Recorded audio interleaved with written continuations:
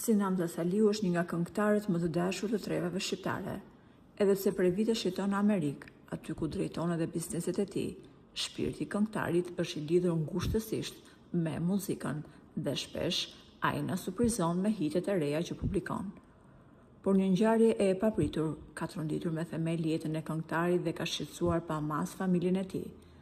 Për herë të parë, nga krevati i spitalit, këngëtari ka treguar se si u rrezikua jeta kur nuk e priste dhe fati i tij i madh që papritur një hero u gjend pranë tij.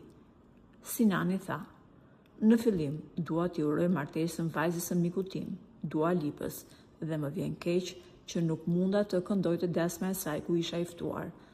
Aksidenti që ndodhi atë ditë ndryshoi shumë gjëra tek mua. Nuk di si ta shpjegoj, çdo gjë ka ndodhur shumë shpejt.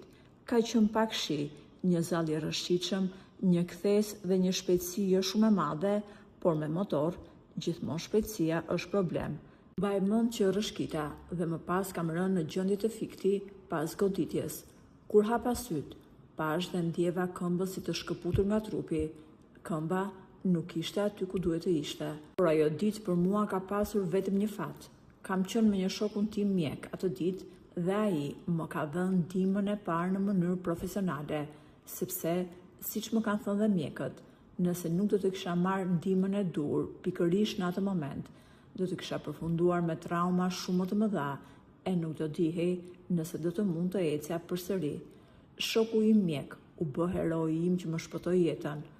Unë jam besimtar në Zot. Things happen for a reason, thonë amerikanët. Për këtë arsye, unë jam falënderues Zotit që gjithçka shkoi siç shkoi, tha këngëtari, duke treguar se dasma e Dua Lipës ku nuk ishte prezent i ka mbetur merak.